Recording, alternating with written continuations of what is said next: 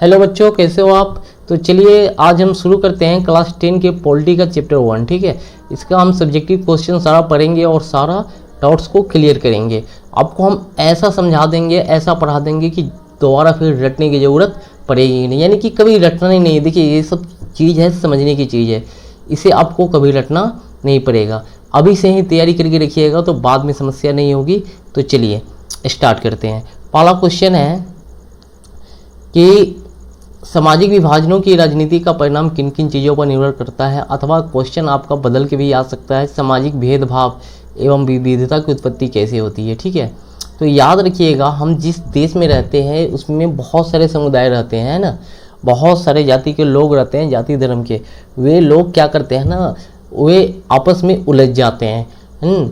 आपस में उलझने के कारण हमारा देश कमज़ोर हो जाता है। हम जब कहते हैं ना कि आपस में लड़ाई झगड़ा करते रहते हैं तो ये इसका बुरा प्रभाव, बुरा इफेक्ट हमारे देश पे पड़ता है। ठीक है, और जिसके कारण क्या होता है, लोग दंगा करते हैं, यानी कि जगह जगह यानी कि तरह तरह की घटनाएं होती है, जिससे धीरे धीरे धीरे धीरे ये राष्ट्र के लिए घातक बन जाती है। ठीक है, तो हम समाज को एक तरीके से बांट देते हैं और जिसका बुरा प्रभाव राजनीति पे भी पड़ता है। ठीक है, सब अपने अपने धर्म के नेता, अपने अपने जाति के नेता को चुनता है, अच्छे इंसान को नहीं चुनता है, अपने जाति के नेता को चुनता है।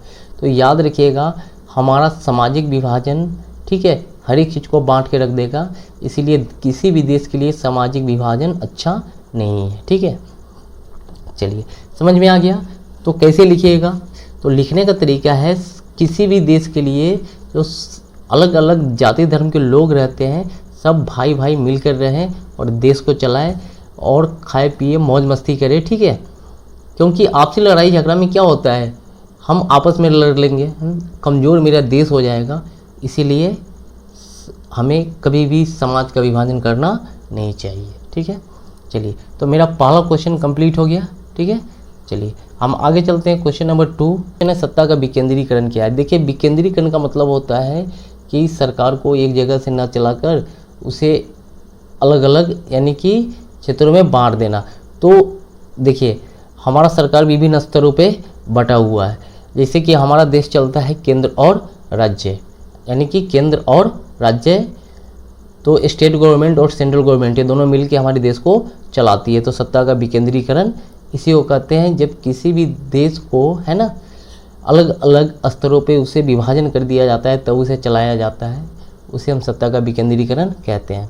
अगर यही क्वेश्चन अगर आपका जाए कि भैया केंद्रीकरण क्या है, तो याद रखिएगा उसमें विभाजन नहीं किया जाता है, एक ही जगह से चलाया जाता है। क्वेश्चन नंबर 3 देखते हैं, सामाजिक विभाजन से आप क्या समझते हैं। याद रखिएगा बहुत अच्छा क्वेश्चन है, सामाजिक विभाजन से आप क्या समझते हैं।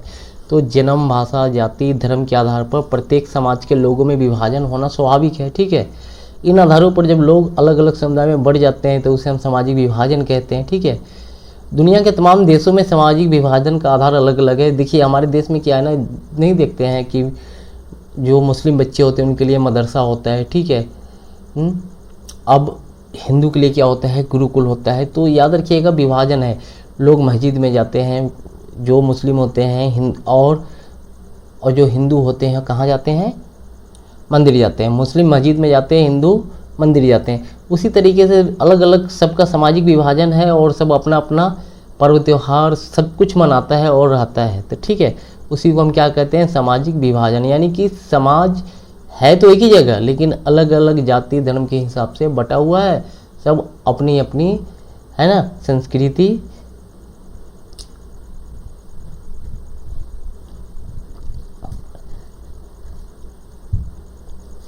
तो चलिए 3 नंबर क्वेश्चन देखते हैं, सामाजिक विभाजन से आप क्या समझते हैं। तो याद रखिएगा जन्म, भाषा, जाति तथा धर्म के आधार पर प्रत्येक समाज के लोगों में विभाजन होना स्वाभाविक है। ठीक है, देखिए यहाँ पे कई तरह के धर्म, जाति धर्म के लोग रहते हैं। ठीक है, सबका अपना अपना, है ना, यानी कि भाषा है, अपनी अपनी संस्कृति है। ठीक है, चलिए 3 नंबर क्वेश्चन देखते हैं, सामाजिक विभाजन से आप क्या समझते हैं। तो याद रखिएगा सामाजिक विभाजन क्या होता है। तो जन्म, भाषा, जाति, धर्म के आधार पर प्रत्येक समाज के लोगों में विभाजन होना स्वाभाविक है ना। लोग, इससे क्या होता है ना, लोग अलग अलग समुदाय में बढ़ जाते हैं। हिंदू, मुस्लिम, सिख, ईसाई, ये सब क्या होता है, अलग अलग समुदाय में बढ़ जाते हैं, उसी को हम सामाजिक विभाजन कहते हैं। देखते हैं कि क्योंकि मुस्लिम जाते हैं मस्जिद में, हिंदू जाते हैं मंदिर में, सबका अलग अलग अपना सोसाइटी है, सब अपने अपने हिसाब से काम को करता है, अपने अपने है ना जाति धर्म को मानता है। तो इसी को हम सामाजिक विभाजन कहते हैं। ठीक है, आगे चलते हैं। सांप्रदायिकता क्या है ना, याद रखिएगा सांप्रदायिकता किसी भी देश के लिए ये जो संप्रदाय होता है ना, एक संप्रदाय दूसरा संप्रदाय, यानी कि धर्म के नाम पर अलग अलग समूहों में बंट जाना। ठीक है, धर्म के नाम पर अलग अलग समूहों में बंट जाना, उसे हम सांप्रदायिकता कहते हैं। तो ये हमारे लिए घातक कब बनती है, जब ये आपस में लड़ना झगड़ना शुरू कर देते हैं। तो सांप्रदायिकता का मतलब ये हमारे देश के लिए एक बहुत बड़ी नासुर बहुत बड़ी समस्या है, जिसने समाज को न केवल कमज़ोर किया है बल्कि बहुत सारी समस्याओं को जन्म दिया है इसने। ठीक है, क्योंकि क्या होता है ना कि धर्म के नाम पर लोग अलग अलग बढ़ जाते हैं। ठीक है, एक दूसरे से लड़ाई झगड़ा करते रहते हैं। ठीक है, तो सांप्रदायिकता क्या होती है ना कि जब अलग अलग एक ही देश में रहने वाले लोग होते हैं ना, अलग अलग संप्रदाय में बट जाते हैं। ठीक है, जिससे समझो तो संप्रदाय का नहीं एक देश का बंटवारा हो जाता है। ठीक है, कहते हैं ना कि एकता में ताकत होती है, लेकिन यहाँ पे वो सिस्टम नहीं है। ठीक है, सब अपने अपने संप्रदाय में बटा हुआ है। चलिए 4 नंबर खत्म। अब 5 नंबर क्वेश्चन देखते हैं। 5 नंबर में है जाति राजनीति को प्रभावित करती है, अब खुद प्रभावित होती ही रहती है। कैसे? ये तो भैया सीधा बात ही है कि यानी कि जाति राजनीति को भी प्रभावित करती है, खुद भी प्रभावित होती है। ठीक है, आज लोग अगर अच्छे नेता का चुनाव नहीं करते हैं, ठीक है, देखते हैं आज लोग अपने जात को चुनते हैं अधिकतर। ठीक है, हाँ ऐसे ही बात है, क्योंकि अपने जात को चुनते हैं, स्वाभाविक बात है। जिससे क्या होता है, अभी तो जात को चुन लेते हैं और उसके कारण क्या होता है, आगे उनका भी नुकसान होता है, क्योंकि वो उस समय तो वो हल्ला करके उसको चुनाव जितवा देते हैं, अब बाद में वो चल के वो इंसान किसी का नहीं होता है।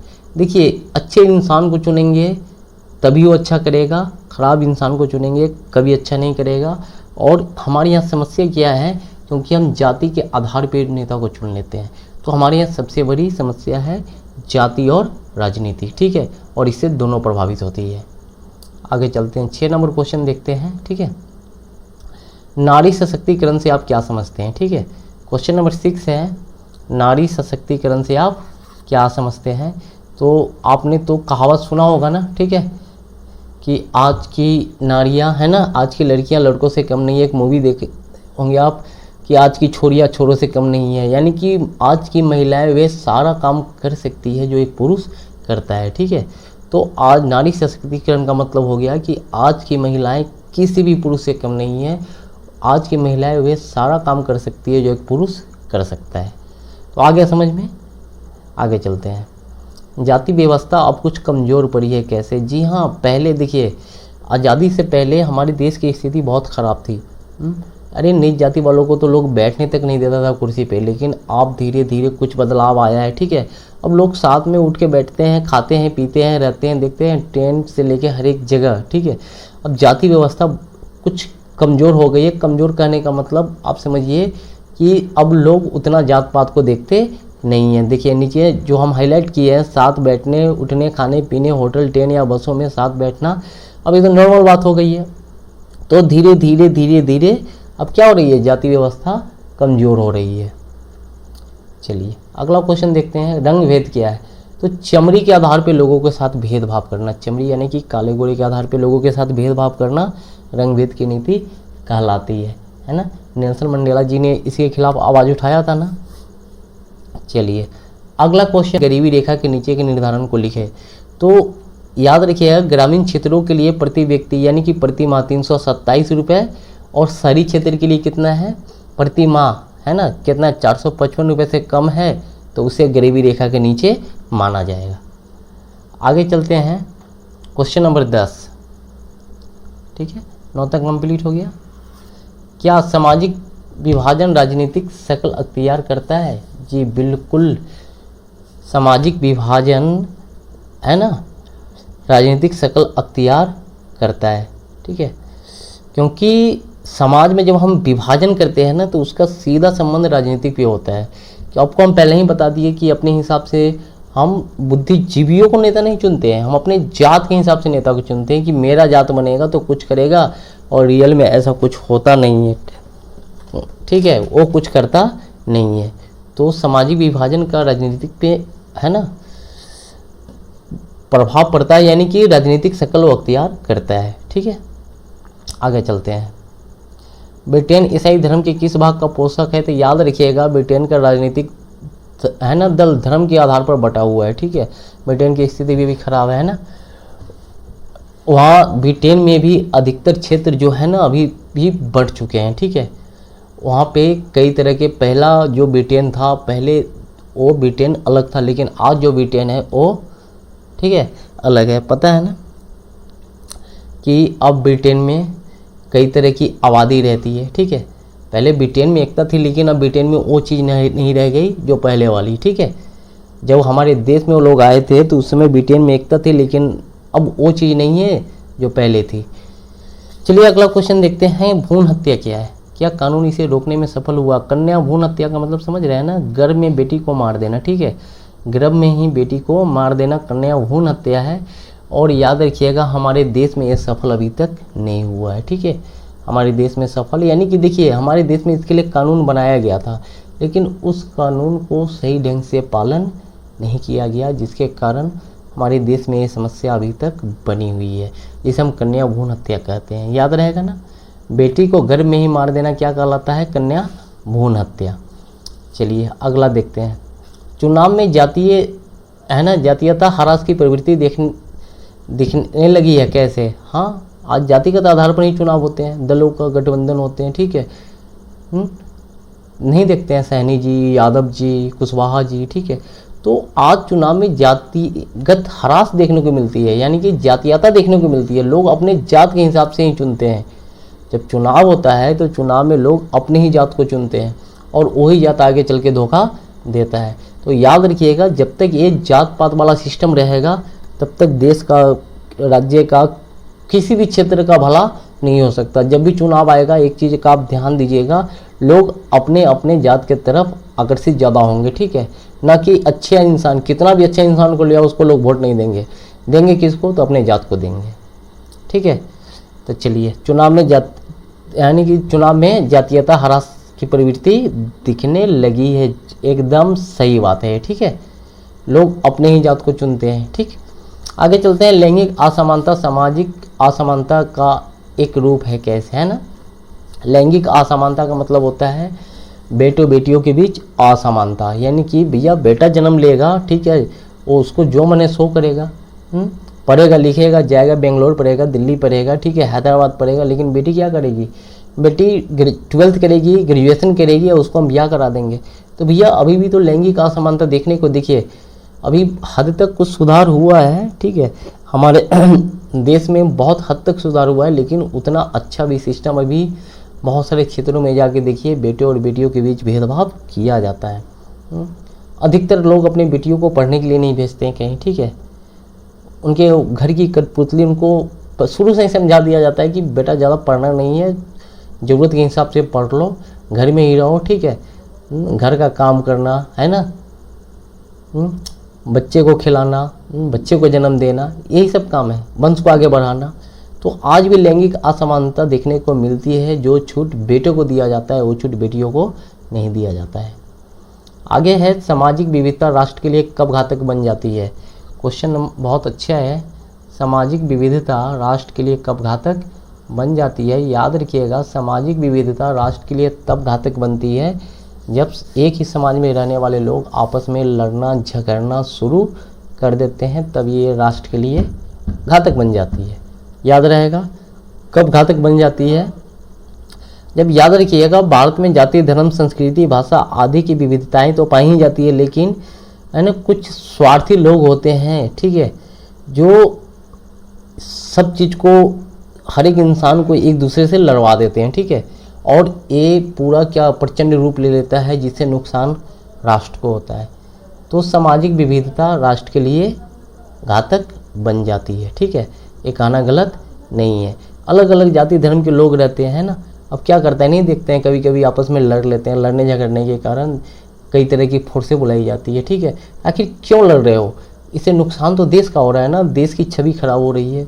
ठीक है, तो सामाजिक विविधता राष्ट्र के लिए घातक है ना तब बनती है जब हम आपस में लड़ना झगड़ना शुरू कर देते हैं। जन्म के साथ ही लैंगिक भूमिकाएं निर्धारित होने लगती है। हाँ सही बात है, पालन पोषण से ही पता चल जाता है कि बेटी को क्या करना है। पहले ही हम आपको बता दिया बेटा को क्या करना है, ठीक है। लड़कियों का है ना, उसका जो परिवार यह बताने लगता है कि आने वाले समय में उसके मुख्य जिम्मेदारियां गृहस्थी चलाना, बच्चों का पालन पोषण करना, चार दीवारी के अंदर रहना। वही लड़कों को पूरा छोड़ दे दिया जाता है।